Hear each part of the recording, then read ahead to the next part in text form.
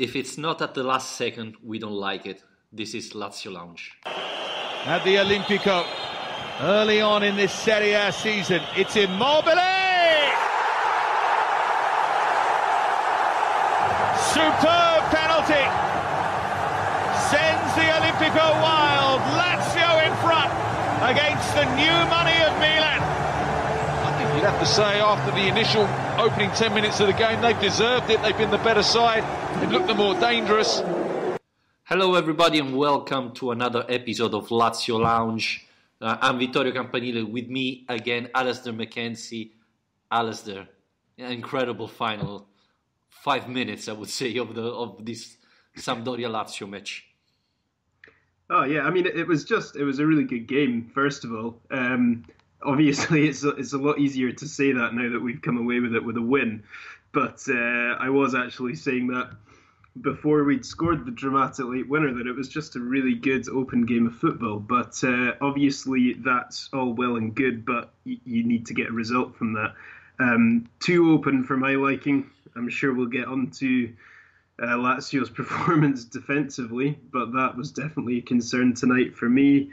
There are a lot of concerns, really. It's a strange game, isn't it? Because we've come away with it with 3 points. That we're the first team, not just to beat Sampdoria, but the first team to get any points at all at the Marassi against Sampdoria this season. So it's a really great achievement winning this game, and we shouldn't take that away from the team at all. But at the same time, there are also, concerns, I suppose, that we'll be able to raise tonight. Yeah, absolutely. Lazio Sampdoria are the only team who have beaten Juventus this season, and it was funny because Sampdoria have won all the matches they played at home, and Lazio have won all the matches they played away. So you knew that one of the two records had to finish tonight, but I was quite convinced it was going to finish in a draw. Again, as you said, there's a lot of things to talk about, and we're going to discuss a couple of points for sure. I don't know if we're going to be able to talk about everything, but Lazio didn't play very well at the beginning of the first half. But then after that, I thought Lazio played better. I believe that with this 3-5-1-1, if Luis Alberto doesn't shine, and he didn't shine today, he played decent, but not at his usual level. Lazio is not predictable, but it struggles to create incredible chances. And I think if Milinkovic-Savic didn't play like a champion today, Lazio would have never scored. Yeah, it's. I thought you're right. The first half of the first half, I'd say the first maybe 25 minutes of that game, Lazio were appalling, and it was really, really disappointing because we were texting each other before this game saying what we want to see here is a big reaction from the kind of reaction we didn't get after losing the derby, and that just didn't really happen. It was. I thought when the first whistle went and you saw Milinkovic-Savic pushing a bit further up the pitch, and I thought, oh, here we go. This is kind of what we were asking for last weekend. But it was just leaving huge holes. I don't know. There were big spaces between the lines. The midfield and the defence looked disconnected. The midfield and the attack looked disconnected.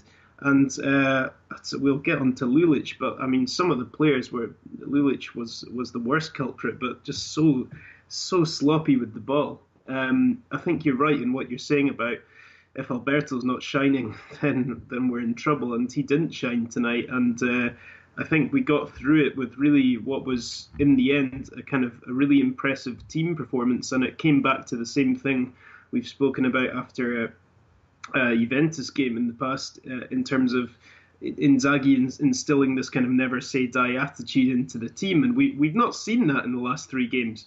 But we saw that again tonight, and that's really encouraging. Although there are things we'll be able to criticise from tonight's performance, I think we should massively take that as a positive thing, that we've seen that kind of that mental fortitude come back again tonight, which has been such an important thing for Lazio's success this season. Absolutely. I think it's very positive, the fact that the player wanted to win. you just score the draw with Milinkovic-Savic. You're playing against Sampdoria, who won all the matches at home. You said, okay, a point is fine. No, they keep fighting, they keep pushing. And before talking about the singles player, I don't know if you agree with me. I thought Inzaghi made those two subs to change completely the match, because I believe that Sampdoria was putting a lot of pressure on front on Lazio, and this wasn't enabling Lazio to play as usual, fast passes, etc. So Inzaghi took off Leva, who was struggling when it's time to play the ball, and put Caicedo and Lukaku. So Lazio played again with Luis Alberto and two strikers in front. And so Sampdoria was tired, so they weren't able to push, to do pressing very high. And at the same time, they didn't have a player there in the midfield to mark, who should have been the playmaker. But Luis Alberto was in front, Milinkovic-Savic was near Parolo. I thought Inzaghi changed the tactic, changed the formation, and from that point, of course Sampdoria had more spaces for the counter-attack, but it looks like Lazio took possess of the midfield, and that's why I think in the end Lazio won. Yeah, I think that was something really disappointing about the first half. I don't know if you agree, but Lazio were losing the midfield battle so badly, and Sampdoria were creating all sorts of chances just from their midfield runners getting forward. I can't think of a Sampdoria midfielder who didn't have a shot on goal tonight. I mean, all of them were coming forward and having efforts, and thankfully most of the time they're off target, and Strakosha made a couple of saves, but the midfield battle was something that was being lost. And yeah, you're right. He did kind of change the complexion. I was kind of surprised with the timing of his substitutions tonight, and also surprised by his first substitution.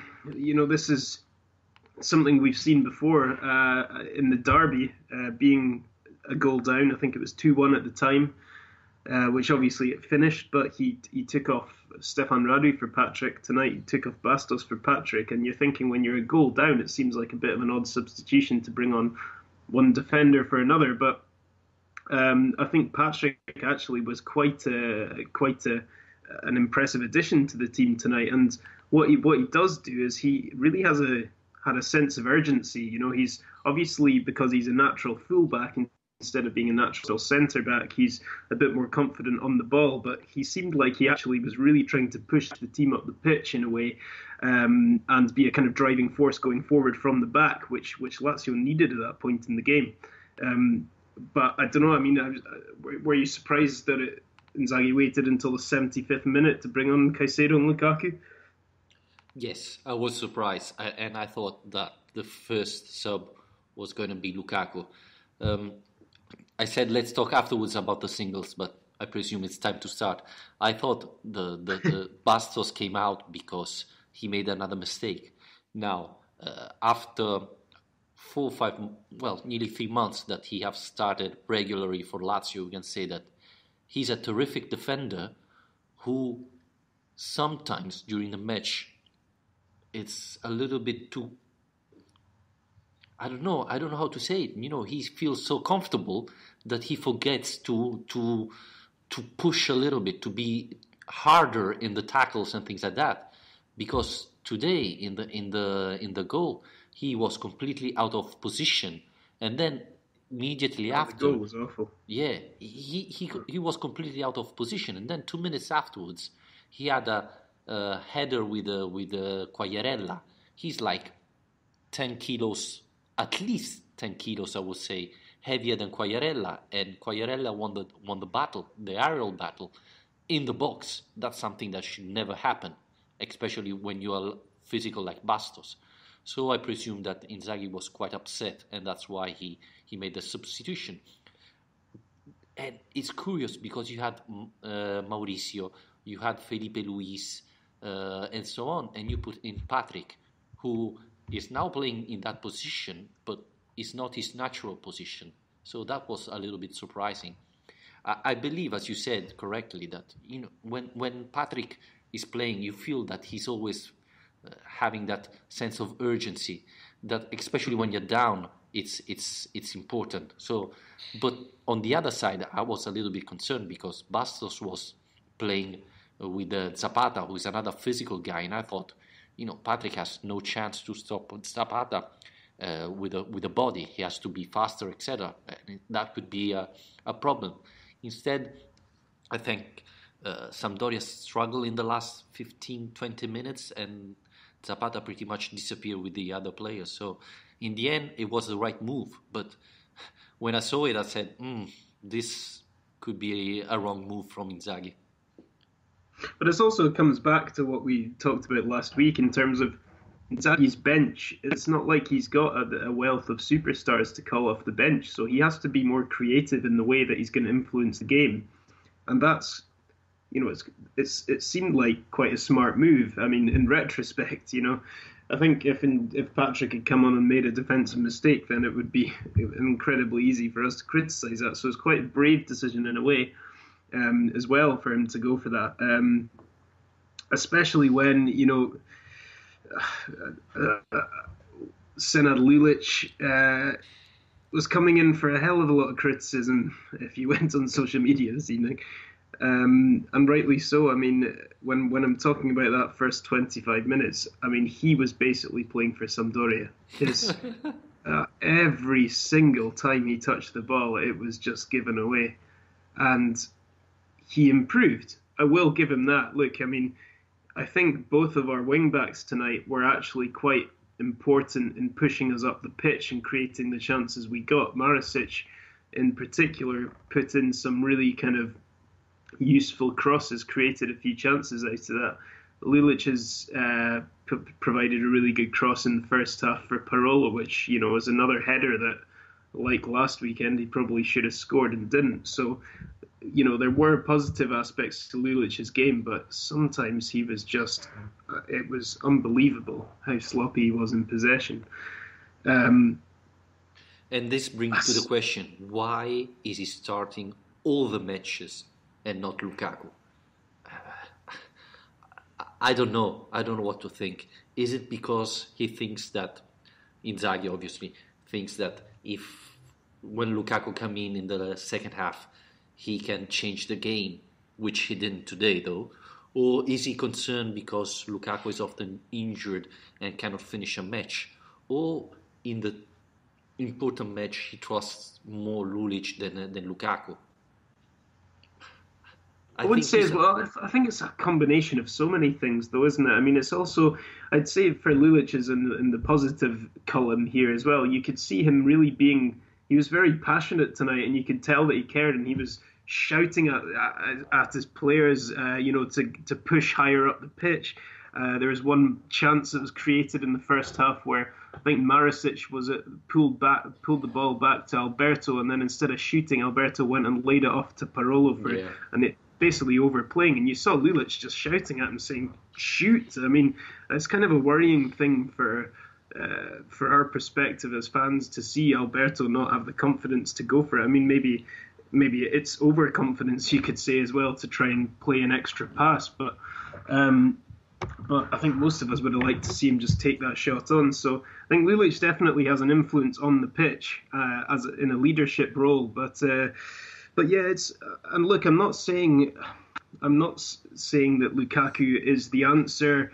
And that he's twice the player Lulic is, or that he's been exceptional this season. What I'm saying is, at this stage, he deserves a chance to be starting games. He started, 2 or 3 matches all season, and he may not have been that impressive in those games, but he deserves more than just the time he's getting. Lulic has had a lot of opportunities by now and not been great. Lukaku, even if some of our listeners haven't been that impressed by what they've seen from him, he deserves more opportunities to prove he can be a better option there. I understand that maybe in a high-pressure, important game like tonight, it might not be the time that Inzaghi wants to do that, but certainly in games against teams further down the table, I'd like to see them actually rotate the team a bit. Yeah, I totally agree. And I thought this could be the right chance for Lukaku to play. and give a little bit of rest to Lulic as well. I mean, this is the 7th consecutive match that Lazio play with the same starting 11, which for some reason could be good. You're giving continuity, but I think in this case is a bad sign. It means that Inzaghi hasn't got any other players to rotate, especially in front. With Felipe Anderson and Nani out, there are not really that many options. And I was watching the first half and I was saying, okay, Luis Alberto has to come out, but you don't have any option there. Who do you bring in? Mm-hmm. So that's the biggest problem right now, because I was thinking, okay, today Lazio struggle, but next Sunday we play Felipe Anderson. No, I don't know. I just saw a comment. Sorry, going back to Lukaku from Moses Al Habib. Just said, I think he said he can't play more than 60 minutes. Well, I saw an interview with Lukaku this week saying he wants to prove that he can play more than 60 minutes and play 90. So, I mean, even if he can't play more than 60 minutes, the point is he should be starting games. He should be given a chance to start games, and then Lulic can come on for him with 30 minutes left if need be. Yeah. But I mean, it doesn't matter if he's not playing 90. He should just be given the opportunity to actually start. And I'm not saying necessarily that should have been what was happening tonight, but tonight's Lulic's performance tonight is what's bringing this up. I mean, just a few more comments we had on Twitter. I mean, Greek Stav said Lulic needs to wake the heck up and get his head in the game. I think that was during the first half. Texas Laziali said Lulic must be benched. He's too sloppy with the ball. And then went on to say Lazio woke up after Lukaku was subbed in. He has to be in the starting 11 next week. What do you think? I suppose we've kind of already answered that, but I would say, yeah. I mean, after the way, I don't think Lukaku. I'm not sure I agree in terms of. I'm not sure Lukaku really influenced the game too much tonight. No, but I think the way just basically from the way Lulic played and the way he has been playing, Lukaku deserves a chance next week. Yeah, he didn't change the match, as we said before, but now teams started to know him, and you can see after the first 10-15 minutes, Sampdoria knew that Marusic was dangerous, so they tried to, double mark him or be a little bit more aware of where he was and concerned when he had the ball to not let him go. While on the other hand, with Lulic, they don't have that concern because they know the player. When Lukaku came in, everybody think what he did in the Supercoppa Italiana. So they know what he's capable to do, and they have to keep an eye on him, even in a match like today where I think he had a good chance, when he put the ball in the middle and Sampdoria defender caught it. But apart from that, he didn't do nothing. But still, you have to mark him. You have to keep an eye on him, because if you allow Lukaku to take the first 2 meters, then it's gone. You are not able to recover him. So that's something that you have to consider when Lukaku is playing and can make the difference. Yeah, just saw another comment from Patric Bowman here saying Lulic may be too bad, but I don't feel Lukaku's the answer as a starter. What realistic transfer would you like to see in that position? So I suppose, do you think this is something that in January we should be looking at in terms of actually signing a new left wing back? For me, the priority is a striker, and I would be surprised if Lazio signed a striker, a defender, and a left back. I mean, I cannot see it happening with Lotito and Tare. So I'd be surprised if Lazio sign anyone. Yeah. To be honest. Well, I don't know how you consider Cáceres, because it looks like he came to Verona with thanks to Lazio. So I don't know if you consider him a signing or not, but he could be the first player coming in January. And then today was so evident, Lazio needs someone in front. It's true that Felipe Anderson, cross your fingers, is coming back, but it's 2 weeks they're saying he's coming back. He still didn't play a second. I think, you know what? I think Patric can play in that position as well. I think Patric can play as a left wing back. It's something that he was used in pre-season games. That was a long time ago, and he is Mr. Versatile. But obviously, he's done all right in a back three. It's not his natural position, but I think the energy he's got, just the footballer he is generally. He's not a superb footballer, but he's got a decent all-round skill set, and I think he would actually do a decent job in that position, to be honest. Yeah, well, that's probably his best position. The position suits him best. But I like of Patric the sense of urgency, the fact that he put everything on the field. You know, when the match is finished, you know that Patric give you everything. Maybe that everything is not a lot, but it's still everything he's got. And going back to Lulic, I think today Lazio was losing the match only because of a mistake of Bastos. Lulic didn't play great, but even with that, Lazio would have drawn. I think the problem today was a couple of mistakes of Bastos. Of course, Lazio wasn't shining as the beginning of the season, but still, don't forget that Viviano made a couple of good saves. Parolo hit the post. I mean, I was already celebrating. And, Lazio had, in the end, more than a couple of good chances. So yeah, it was a very even game. I mean, when we were getting to the 90th minute and I was tearing my hair out, kind of trying to think of a positive way to look at this, I thought that, a draw was probably a fair result based on the way that game went. So we did well to come out and win it. I mean, I'm glad you brought up Bastos there, though. We've got another comment on Twitter from Balasinko. This has to be the end for Bastos for a while. So much more solid with Patric, especially our passing. I had such high hopes for Bastos, but he's costing us too much. He makes ridiculous mistakes.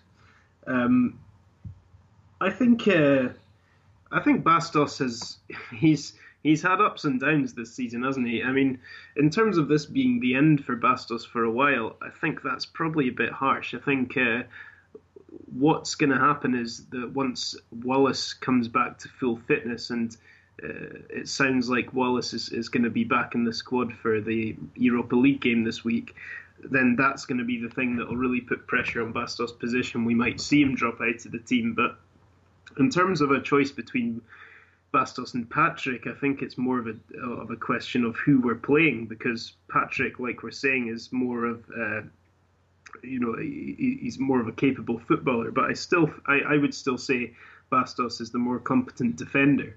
So I think that Inzaghi was right to select Bastos in the team for tonight, because it's a high-profile game against a good team away from home. But again, for your home games or for your games where perhaps you have the opportunity for a bit more rotation, then perhaps he's merited being dropped for those games. And Wallace was playing probably his best football before getting injured this season. He was really playing great. And last season, Wallace was a little bit like Bastos this season, He was playing really, really well and then making some incredible mistakes. So if this season he started better without making those mistakes. So you never know when you come back from a long injury like this one, how you're going to perform. But, having those two players available, it's very good for Lazio. Even because, De Vrij playing always very, very well. Even today, again, he was nearly perfect. And Radu is probably the biggest surprise for me. I would say that, look, for the goal, I would say it's harsh to blame Bastos alone for that goal. I think De Vrij is also to blame for the goal, because Bastos has kind of lost his man, but De Vrij's made the decision to go over and challenge in the air with Quagliarella, and that's a challenge he fails to make. And then when the ball's then nodded down to Zapata, who's supposed to be the man that De Vrij's taking charge of, he's completely free. So I don't think that it's just Bastos who should kind of be made as a scapegoat for the Sampdoria goal tonight. I think De Vrij did have a good game, but for the goal. I'm not convinced. Well, I think Quagliarella was the Frey man, so the Frey was in the right position. He should have get the header in front of Quagliarella, probably. From the way I saw it, anyway, he had a decision to make. I mean, he was in front of Zapata, and he moved over to challenge, and he missed. And like you were saying before, Quagliarella, he's a small guy. De Vrij should be winning that in the air, inside his own box. Whether that's his man or not, it's a challenge he should be winning. So, you know, I'm not criticising Stefan De Vrij. I'm just saying for the goal, I think it's a bit harsh to try and blame the whole thing on Bastos. Okay. Adi saying good left wingers are rare commodity that is not readily available in the market. Yeah, that's a good point. I don't know who is available, especially in January. But as we were saying before, with Lukaku, Lulic, even Patric can play there. We still have Greco, and don't forget, who can play all in Europe League. So we have quite options there. And again, Adi, who is writing us on our Spreaker page, you can chat with us there during the show. He's saying that we are a little bit too harsh about Bastos. Again, I'm not sure. He made a couple of mistakes in the last 3 matches. I still rate him as a good defender, but it's very important for a defender to not make mistakes. Yeah, I don't think I was being harsh on Bastos. I was just trying to stick up for him. Then I was harsh. Okay. I think if you're looking at the defensive three and you're saying that one person needs to be rotated, then out of the three, he's been the most error prone. I think that's a fair comment. But then again, he's also had some really good games this season. Yeah, absolutely. And you know, I think we've given him credit when he deserves it. But like everyone, you know, if they make mistakes, then it's worth discussing. Yeah, absolutely. And you know, Radu was the biggest surprise for me so far. I didn't expect him to start, especially in a 3-5-2, but he's been great and never got injured, always playing at top level without mistakes. Probably the biggest surprise this season with Luis Alberto. Yeah, well, I was about to say, I think his lack of injuries is the surprise of the season, really, isn't it? I mean, I remember, you know, the team when we had a back four when it was supposed to be Radu and Konko on either side. Wow.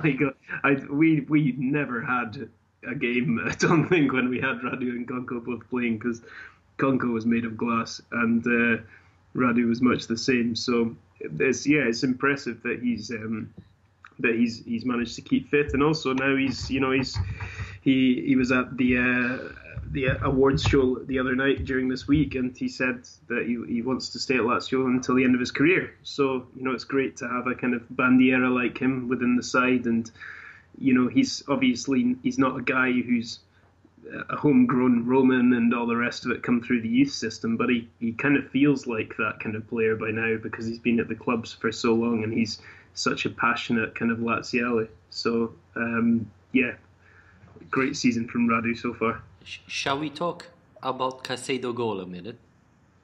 Oh, please. Now, why he didn't go to the ball at the beginning? He thought he was offside. I thought Immobile called him the ball and said, "Leave it to me," you know, and he stopped. Otherwise, I don't understand. I assumed at the time that he must have thought he was offside. I mean, I said just before we came on that only Felipe Caicedo could manage to score a dramatic last-minute winner and also be terrible at the same time, because he's missed the chance to score, and he's just got so lucky, really, that the ball's fallen back in his path so that he can fire it in from 6 yards or wherever he was. And I love it. It was such a mess of a goal, but it's actually, you know what, in many ways, in a strange way, I kind of find that even more satisfying than if Caicedo had blasted one in from 35 yards away. It was just such a wonderfully terrible way to win. And if you see the replay, he's not even on line, you know. He has like 30 centimeters from the last defender of Sampdoria, so he wasn't even close to be on offside. But he left it, and we were lucky enough that Viviano to take the ball off Immobile, pass the ball to Caicedo, who I think scored more goals this season with Lazio than all last year, probably. Yeah, as many, I think. Is that 2 now? 2 or 3? Well, it's 3, I think, at least. 3, well, oof. I mean, to be honest, for the amount of minutes he's played, that's not actually too bad a ratio, probably. I just wanted to read out, we had a comment on this goal from Christopher Thomas. A couple of comments, actually. So the first one was Christopher Thomas saying, I reckon that was pretty intelligent, the way that Caicedo left the through ball. He could have been offside.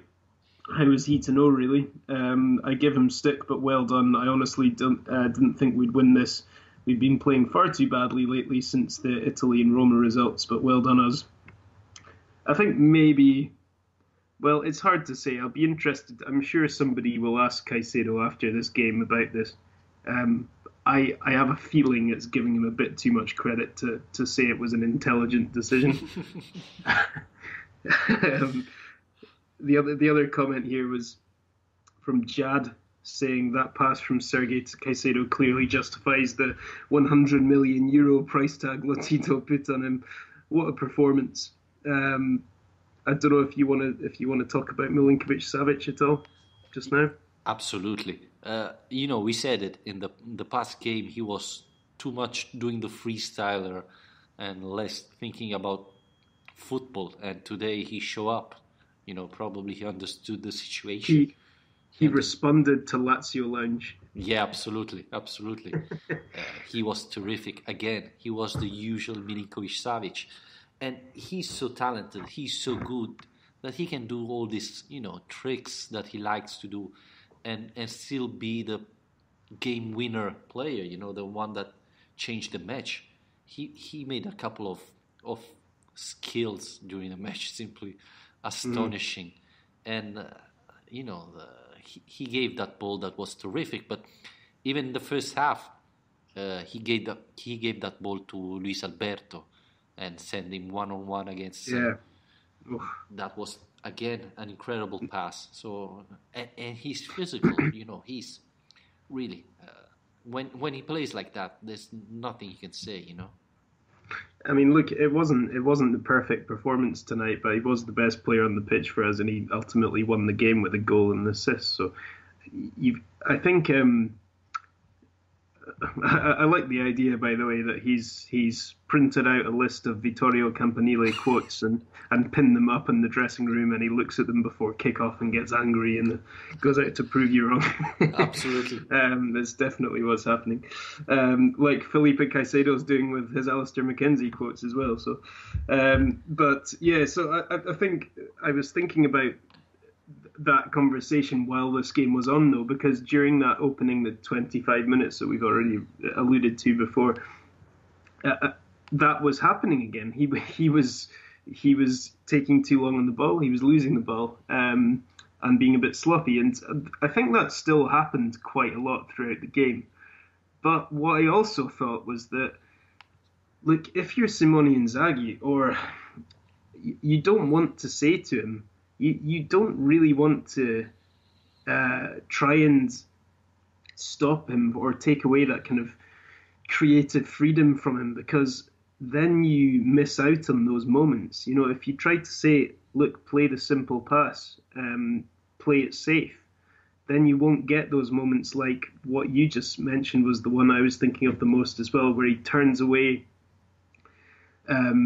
on the edge of his own box. He takes quite a risky move to turn away from his marker and play that wonderful through ball that sent Alberto clean through defence into attack instantly. And those kind of moments, you're not going to get those if you have a coach who says, stop doing that and play it safe. So I think with a player like Milinkovic-Savic, we just have to accept that it's not always going to work. And I don't think we can be too critical of that. He's such a enigmatic talent, and clearly such a wonderful footballer, really, in terms of the way he manages to create space for himself. I think it's just that when he has a bad game, it's very noticeable. because the expectation is now so high. And I think he's still not quite reached a level of consistency that would, the €100 million price tag our last comment was about. I still don't think he's reached a level of consistency that would justify something like that. But we can all see that the talent's there and that the potential's there.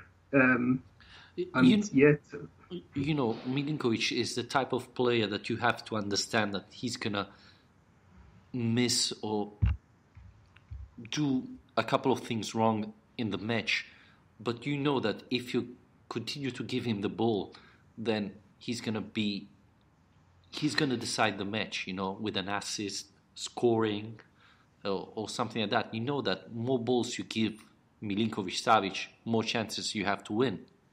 So, and that's why I think he should be playing near the box instead of near Lazio defenders.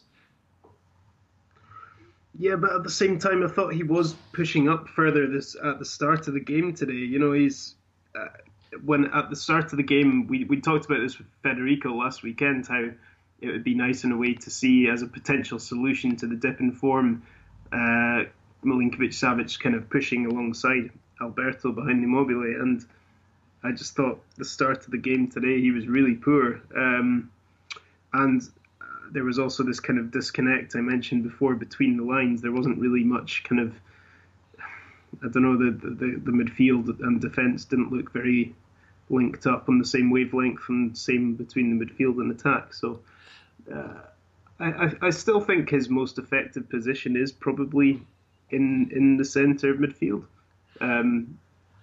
but pushing forward when he gets the chance. I think Luis Alberto is the trade union between the attack, the midfielder, and the defense. He tend to move all around and keep the team together. But today, I don't know if he was tired or something else, but he couldn't do this job anymore. And that's when you see that, Immobile is too far away, etc. And talking about Immobile, again, today I think he touched the ball once in the box. And he's a striker, he has to touch the ball in the box, not outside. And when he's outside the box, then it becomes more difficult for him to score. And that's the reason why he's not scoring now. He created himself a great chances in the first half and one in the second. But he has to be in the penalty box because there's where he's really dangerous.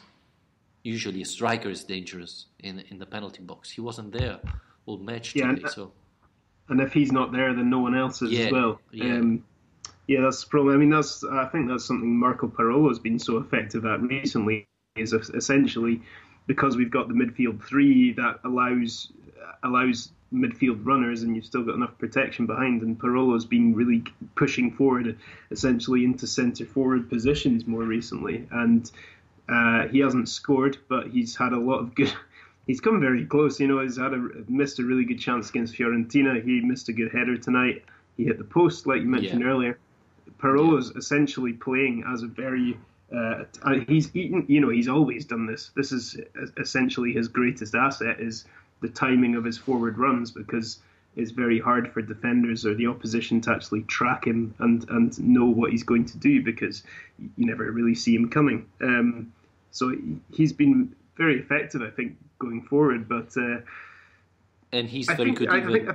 I think just the combination needs to improve. And it looked so slick and fluid at the start of the season, and I don't think it's looked quite as smooth recently. But you can tell it's all still there. It just needs to click again. Yeah, I agree. Adi saying that Savic scored today, but he needs to be more effective. He's not reaching half his potential. I don't know about you guys, but I was frustrated by him in the beginning of the match. I also think Caicedo was intelligent, so you're wrong, Alasdair, and left it because he thought he might be offside. As I said, always the potential of Milinkovic-Savic is huge. I believe he can be the best midfielder in a couple of years. But today, I was satisfied. Obviously, he's the type of player who won't do everything perfect. It's not in his nature. But again, give him the ball because he will able to to decide the match. And Caicedo, well, it's good to see him coming in and scoring. It's not the first time. This is the third goal, I think, this season. The first in Serie A, probably. The he did 2 in the Europe League. But it's good. It's good for Lazio, obviously, but it's good even for his confidence. He doesn't play that much, but every time he comes in, he scores. That's very important. And today wasn't pretty, but the most important thing is that he scored. I think just to finish off with Milinkovic-Savic, I think that kind of comment that goes back to the point I made earlier, really, that we as Lazio fans, as people who watch him week in, week out, because we know his potential, we have these expectations of him. And look, when it comes down to it, tonight he won the game for us. It was a goal and an assist, essentially. So I don't know if he's going to get the assist officially for the last goal, but it was him who set it up. He won that game for us.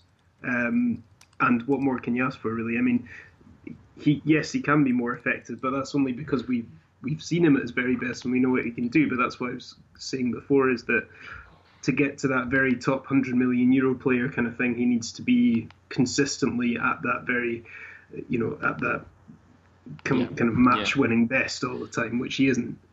But for example, today he stepped up in the key moment of the match, right? When we were losing, exactly. He scored, and then he played so well in the last 10-15 minutes.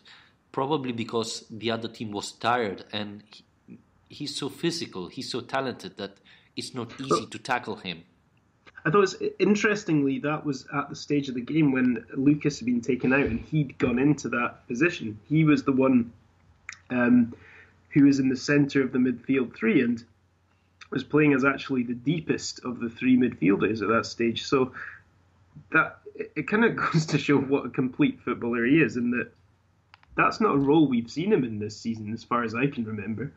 And then he goes and essentially wins the game from that role. So he can be whatever he wants to be, really. It's absolutely, if he believes it. Yeah, definitely. I just want to pick up on another question I've got through Twitter here, if you don't mind, from Patric Bowman again, but it's about Alberto. So he praises the morale in the squad being amazing, something we touched on at the start. Turning it around after a bad first half. And then he says, Alberto doesn't seem to have the same flow anymore. Is it him or the players around him? You asking me, or you want to reply? Yeah, you can. Yeah, I kind of left that one hanging for you, Vittorio. Okay, well, I don't think he's tired. Maybe mentally he's not. He's a little bit tired because he played that much, and the other teams knows now how Lazio's playing, so they know he's the key player, and they try to block him, like Lazio did last year with Nainggolan in the derby. So he hasn't got the space he had before, but at the same time he lost something. Maybe mentally he's a little bit tired. He feels a little bit fatigued. And as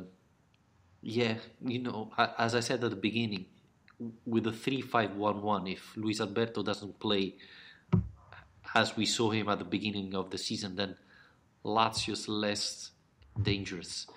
And that's why I was thinking that probably Inzaghi should change something, maybe give him a rest and try to play Milinkovic there, more near Immobile, and maybe bring in Murcia, who deserve to play, and see if Milinkovic near Immobile changes something, or do like the end of the match and play Caicedo Immobile with Luis Alberto behind. That could be another option. Yeah, I mean, for me it's that simple. He's playing every game, and like the Vitesse game last week, he's still there, and he's still basically getting a result single-handedly in that match for Lazio, when the rest of the team basically has been given a night off. And it's funny, it's such a strange situation, because we've talked about before the fact that we've ended up with this amazing kind of wealth of options in one position, which is his position. But just we've never had them all fit at the same time. So the thing is, once Felipe Anderson's back, and I really hope they were serious this time when we're talking about him coming back on Thursday, the amount of times on here that we've said he might be about to return and he's not returned. So as long as he is back on Thursday, that would be a huge boost. And obviously Felipe Anderson's a wonderful player in his own right, but it's also very important that we have somebody who can step in for Alberto. But you're right, Vittorio, as in there are other ways around this. Caicedo is one option. Pushing Milinkovic-Savic up, like you say, bringing in Murgia, that's another option. So there are different things that can be done with the options available. But I think just because of the form Alberto's been on, maybe it takes a game like tonight's game for Inzaghi to accept that, yeah, this guy does need a bit of rest. Because I think actually tonight is about as quiet as we've seen him all season, to be honest. Yeah, I agree. And while I see Luis Alberto tired, especially mentally probably, I don't believe Immobile is tired or he's not scoring because he's not playing well. As I said before, he's hardly in the box, and so that's why he's not scoring. But he's doing everything as before, so I really think Lazio have to do something to be sure that Immobile is in the box and the team passing the ball, because that's the only way how Ciro Immobile can be dangerous. Of course, he can score from outside the box, but he's not the type of player, he doesn't have the strike of, Milinkovic-Savic, etc. He needs to score in the penalty box, and he hasn't got the chances. Yeah, that's true. I just wanted to pick up on another comment I've seen on Spreaker, actually, from Adi again, which is actually, I think, a really good point. Saying I worry that Italy's elimination means that Immobile isn't as motivated or hungry to prove himself for the World Cup. Now, I would be hesitant to accept that would be a direct reason that his performances have slipped, but it's actually a really interesting point in terms of, in pre-World Cup seasons, that is historically such a proven motivation for players. And particularly in Serie A, it's going to be interesting to see if there are certain Italian players generally who aren't kind of playing at the level you might expect. Ciro Immobile is one of the guys I say it's probably a bigger shame for him than for a lot of players in that Italy squad, because he would have seen that tournament as a real opportunity to prove his doubters wrong, because from his spells in Germany and Spain, which I've said before, I think he's massively harshly treated on 6 months at Sevilla, 6 months at Dortmund, but there is still a sense abroad that he isn't that kind of level of player just because he didn't succeed there. So I think the World Cup for him was a big opportunity to prove those people wrong, and he doesn't have that opportunity anymore. So I think and I hope that it won't affect him long term over the season, but it is definitely perhaps another reason why we've seen after the international break and after the playoff that there's been a bit of a drop off in form from him. I think he has now a chip on the shoulder to prove that the fact that Italy didn't qualify to the World Cup wasn't his fault. So I believe, and I'm sure he's going to play even harder for Lazio to prove that it wasn't his fault that Italy didn't qualify. But, in the meantime, Simone Inzaghi talked after the match, and he said Sampdoria goal, Bastos should have been there, De Vrij should have chosen better, and Marusic should have been in the position where Zapata was. So it wasn't the fault of a single player, but a little bit of everybody. Lukaku, He had some physical problem. Now he's trying to recover the best condition. For us, it's very important, but for the moment, he's more important. He changed the match when he comes in, not when he starts the match. And don't forget that at this team is still missing Wallace and Felipe Anderson, who could get back this Thursday and play 30 minutes. So 30 minutes. Yeah, so I don't see him starting. Well, in that case, it'll be very interesting to see if Alberto starts again. I suppose the thing is as well that next week our Serie A game is a Monday night game, which is good, I suppose, because it gives the players a bit more rest between the Europa League and the league match. But at the same time, I just think we've won the group. We're unbeaten in that group. You really don't need to be playing Alberto if he's showing signs of fatigue. So even if Anderson has only got 30 minutes in him, I really hope that he goes, say, Caicedo Palombi, or try something different. Yeah, he could try, Caicedo first half and then Felipe Anderson the second, so that eventually Caicedo is available even for Sunday. Is not too tired. Talking about a little bit of Europe League, even if it's a little bit early. Guerrieri renewed his contract this week, and there were rumors that the deal is that he's going to be the second goalkeeper behind the Strakosha. If not this year, for sure next season. And there was rumors that he could play this Thursday.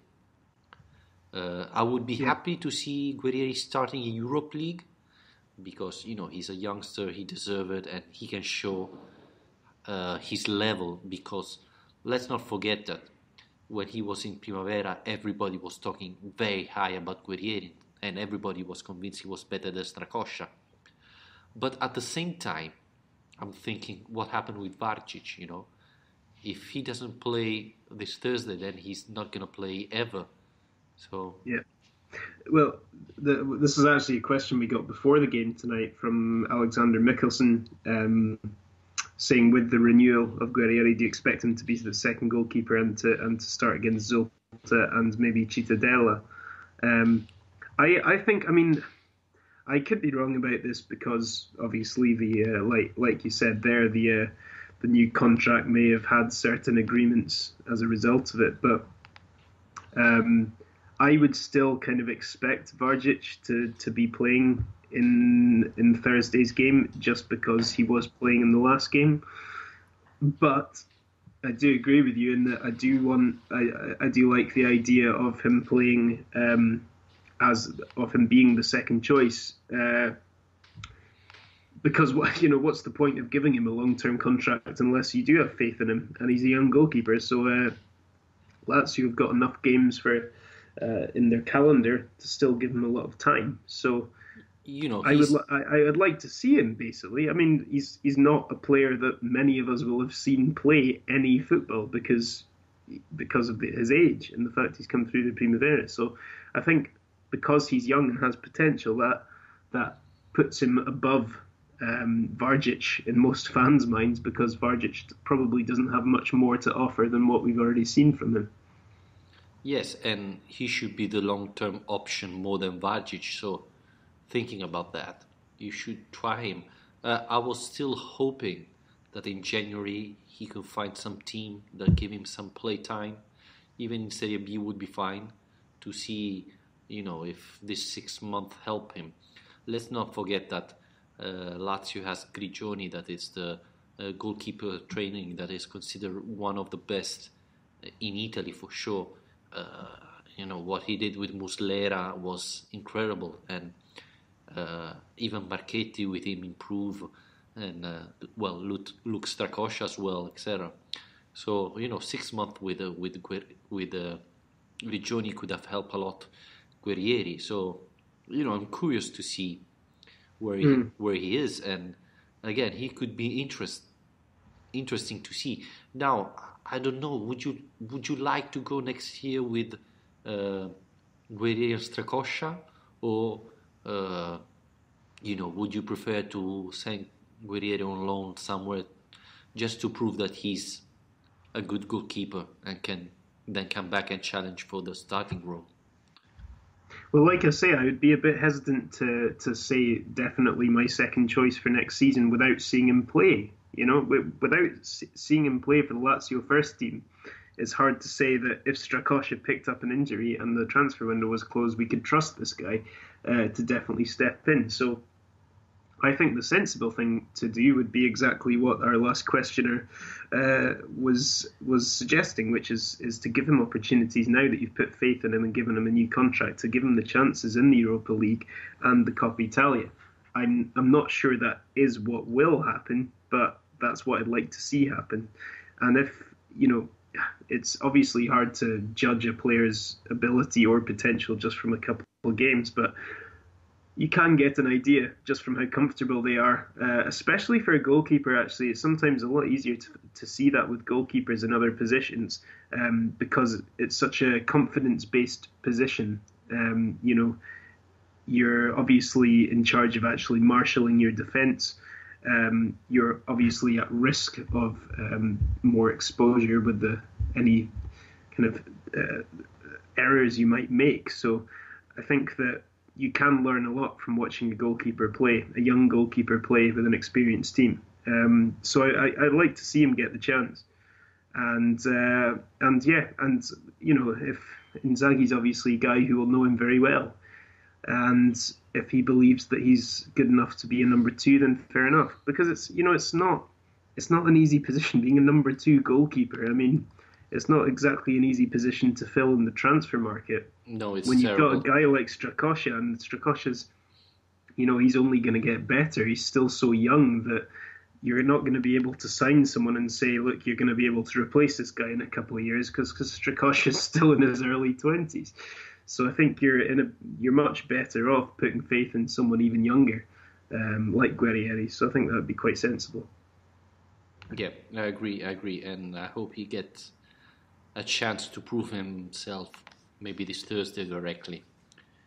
But we'll see. I think it's important that he renew the contract, and because it was something necessary. Coming back to the match of tonight that just finished, there has been a big discussion on Lucas Leiva this week. What's your thought about him today?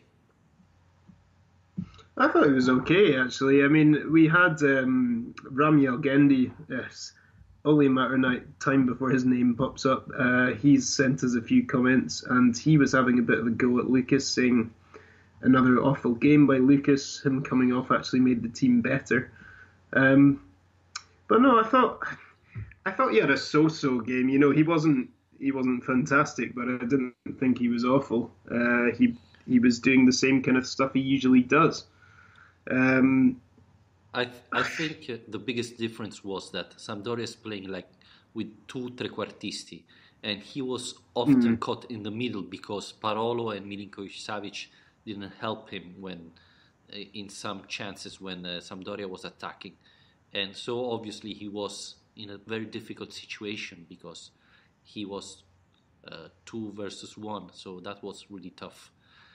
Yeah, I think he was a bit overworked, particularly in that first half. Like you say, I think there was, like I mentioned before, I think Milinkovic-Savic was probably pushing a bit too high up, and that left Lucas with far too much to do because the three midfielders that Sampdoria had, Prayet, Torreira, and I've forgotten what Barreto. Barreto, I think, was in the three, and then Ramirez was in front. So I think those three were kind of winning the battle, and that was kind of taking up most of Lazio's attention. And then Ramirez was just drifting around between the lines, and yeah, it wasn't as easy as Lucas doing a man marking job on Ramirez, which, if Sampdoria played a more rigid formation, would have been, quite an obvious task to give to Lucas, but it wasn't that simple for him. So I think he did a pretty decent job tonight, actually, in the circumstances. I think he's probably quite an easy one to criticise tonight, just because he comes off and Lazio look far more dangerous going forward. But then again, you have to remember that Lazio were desperately going for the win at that stage, throwing caution to the wind, and it's great football and it looks great, but in a 90-minute match, it would have been a bit foolhardy to play that way. And I don't agree that it was Luca's fault if Lazio wasn't winning at that point. I simply believe Inzaghi made that sub because he saw Sampdoria a little bit tired and wanted to win. So that's why Lucas Leiva was subbed. And the problem is, as we were saying before, is that now the teams know how Lazio play. So often Lucas Leiva is in this position to be marked by two players. So it's difficult for him to make it work, to perform like that. So I hope Inzaghi change a little bit something before next match, because with Luis Alberto playing like that, etc., Lazio need to change something. I don't know, maybe switch to a 3-4-1-2. Maybe that could be the best option. Yeah, it'd be interesting to see him just shuffle it around a bit. We've talked about that before, and it's not often in a season you get a free shot, which is essentially what the Zulta game is. There's absolutely nothing to lose there. So I think if we're going to see Inzaghi be more experimental, whether that's in terms of selection or in terms of formation, that's going to have to be the game that he does it, because he's not going to get another opportunity.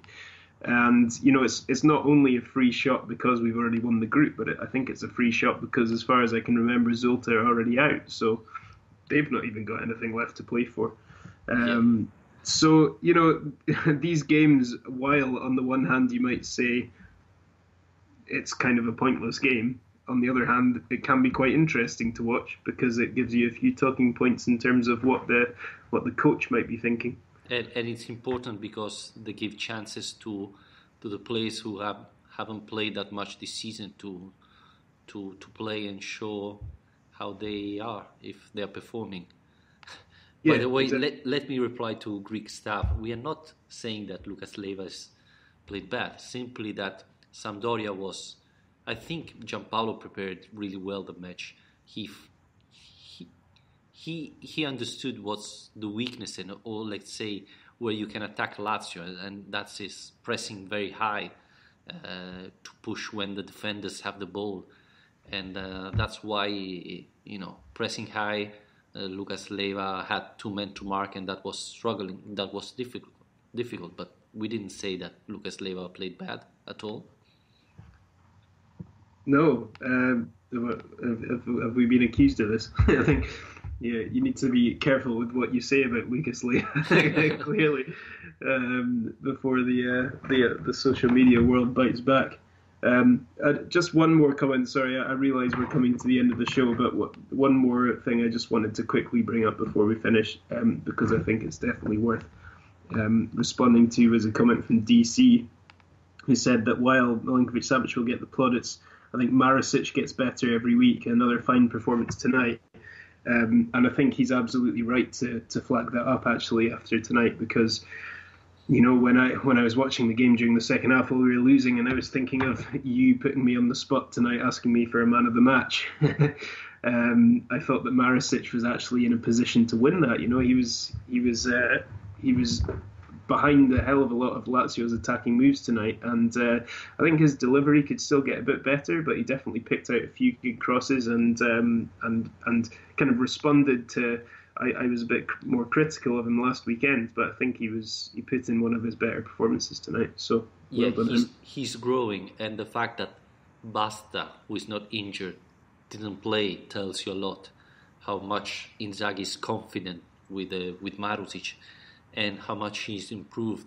Even we said it, he's very good when it's time to attack, but today he played decent even when it was time to defend. Yes, Inzaghi said that probably when Sampdoria scored he should be in the box marking Zapata, but Apart from that, I thought he was great. Not man of the match, honestly. I would go for Milinkovic Savic, if you don't mind. But... Oh, no, I didn't say he was my man of the match. I just said when we were losing and I was trying to think of contenders, he was in the contenders list. But yeah, definitely. By the end of the game, it was definitely clear, I think, for me too, that Milinkovic Savic was one of. But it's good. And I was thinking, Lucas Leiva, Marusic, it's probably one of the first season where new signing not only starts but are key players of the team. Yeah, and I think when Lucas signed, we kind of knew exactly what to expect from him in terms of his experience, and we're more aware of his positional role and what kind of what role he would have in the team from a kind of tactical sense, I suppose. Whereas Marusic was a complete unknown to us. Apologies to regular followers of Belgian football, but apart from you, we wouldn't really be aware of him. So it's a really nice surprise, and it's another kind of Tare special, isn't it? It's one of these kind of classic Igli Tare deals where a guy comes in with, and you have absolutely no idea what to expect, and he's turned out pretty well. So I think it's a bit too soon to call him a massive success, but he's definitely shown a lot of promise and done well so far. Before ending the show, do you want to change your mind on Caicedo? I still remember when we signed him, you weren't very happy. Look, there's absolutely no chance that terrible goal tonight is going to change my mind about Caicedo. I could have scored that goal.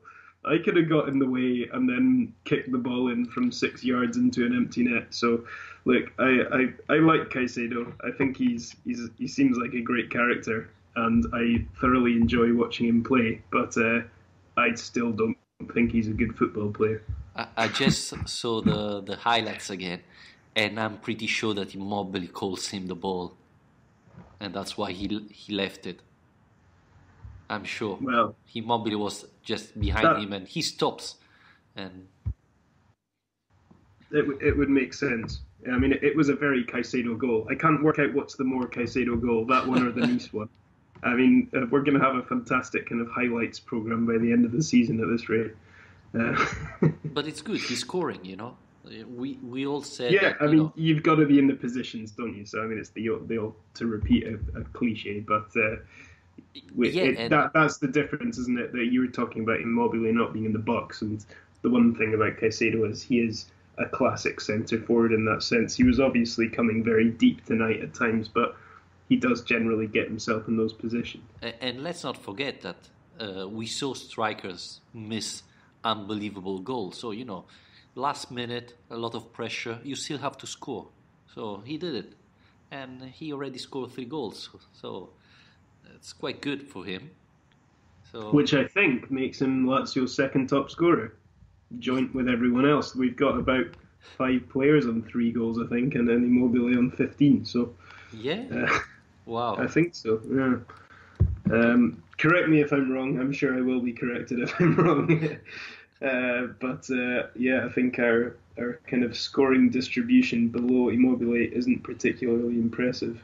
Yes, because Parolo had hundreds of chances, but in the end didn't score that much. So yeah, but it's a really big win, and we talked about how big this fixture was, and you and Federico on Thursday obviously did a great job of previewing the game, and that gave a great sense of how kind of crucial this game was as well. So it really is a fantastic result, and tonight we've had to discuss a lot of things, and because questions people have raised and things we've wanted to talk ourselves, which are about kind of criticisms of the squad. But to wrap up, I just want to say it was a fantastic result, and it puts us in a really, really good position in the league table.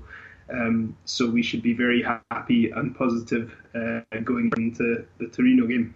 Yeah, absolutely. Let's not forget that Sampdoria won all the matches at home and beaten Juventus. So we pointed out some mistakes Lazio did today, but absolutely this is, especially considering the moment, after losing the derby like that, Fiorentina draw like that, it was really important to win again.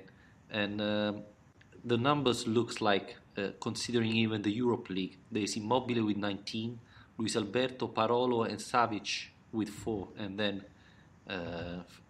Caicedo, De Vrij, Bastos with Bastos, incredible. And also the most goals from set pieces in the league as well, and that says a lot about Luis Alberto's delivery as well. From a dead ball situation, I think he's one of the top assist providers in the whole of Europe this season from a dead ball. And imagine how much it would be if he stopped trying to score directly from the corner kicks every time. Yeah. One of these days it'll work. I know, like Mihajlovic. Yeah. Well, next weekend would be a great time when we're actually playing against Mihajlovic. Yeah, that would be funny. That would be funny. Yeah. Okay, I think we can wrap it up here. Thank you everybody for listening, for asking questions. We probably will be back Thursday night after the Europe League. I don't know, Alasdair, if you are available. But possibly. Yeah. It's Okay. It's my birthday, so I'll have to wait and see. Happy birthday. Well, we can do a happy birthday show. That sounds terrifying. Yeah, we'll see. Thank you very much for joining me today, Alasdair. Have a nice week, and remember, if you have the chance to rate the podcast on iTunes, that's very important. Follow us on Twitter, on Facebook, on Spreaker, and on our YouTube channel. And good night, everybody, and Forza Lazio. And there it is. It's Lazio's moment. Thanks for listening to this podcast. Remember, you can follow Lazio Lounge on Twitter and Facebook. Subscribe to our podcast on iTunes, Spreaker and YouTube. And always, Forza Lazio. I'll tell you what, Lazio will be drinking copiously